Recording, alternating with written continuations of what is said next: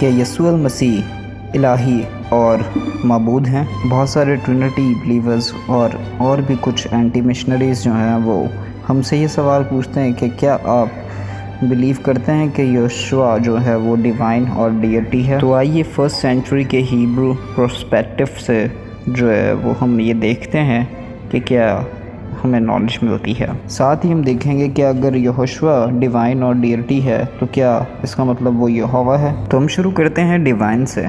Divine के लिए जो है वो हमें स्ट्रॉन्ग मिलता है G2304 थियोस, जिसका मतलब है गॉड लाइक करैक्टरिस्टिक्स। और इसकी एग्जांपल ये भी है कि उसमें मॉरलिटीज़, अथॉरिटीज़, मिरेकल्स जो हैं वो नज़र आते हैं। और ये जो अथॉरिटीज़ सारी जो दी गई हैं ये उनको डिवाइन बनाती हैं, जैसे कि हम भी उनमें जो है वो डिवाइन हो जाएंगे। 2 पीटर्स 1:4 को देखें, फसाद से बचकर उसकी इलाही ज़ात में शरीक हो जाएं। तो इस बहुत ही खूबसूरत आयत से हमें ये समझ आती है कि यहोशू के डिवाइन होने से या हमारे डिवाइन होने से हमें यहोवा नहीं ये बात साबित करता। अब हम बढ़ते हैं डीएटी की तरफ। तो डीएटी के लिए जो हमें स्ट्रॉन्ग मिलता है वो है G2320 थियोस। अब इसको जो है वो हम देखते हैं कि ये डिवाइन नेचर को कहा जाता है। इसको जो है वो टू बी लाइक गॉड कह सकते हैं, आप खुदा जैसा कह सकते हैं। और लेक्सिकॉन में हमें पता चलता है कि ये एक डिवाइन करैक्टरिस्टिक्स की बात हो रही है जो कि हमें उसकी अथॉरिटी और सुपरनैचुरल पावर के बारे में बताता है।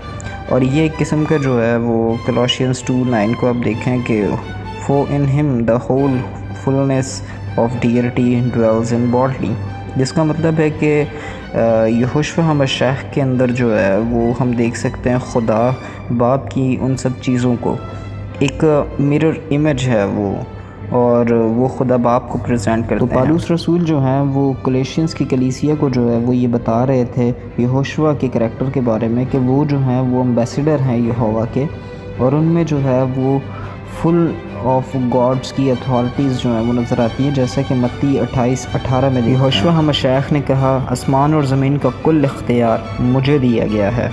और इसी के साथ आप मेरे साथ निकाल लें यूहन्ना की इंजील, और यूहन्ना की इंजील में हम 5वें बाब की 19वीं और 22वीं आयत को देखते हैं। मैं तुमसे सच कहता हूँ कि बेटा अपने आप से कुछ नहीं कर सकता है, बेटा वही करता है जो अपने बाप को करते देखता है, क्योंकि जो कुछ बाप करता है वो बेटा भी करता है। और 22 को पढ़ते हैं तो वहाँ पे लिखा है कि खुदा किसी की अदालत नहीं करता, मगर उसने जो है वो बेटे को जो है ये चुना है इस काम के लिए। तो आज के चैप्टर को क्लोज़ करते हैं, कंक्लूड करते हैं। और अगर कोई आपसे जब भी हमें ये कहता है कि यहोशू क्या डिवाइन है तो आंसर है यस।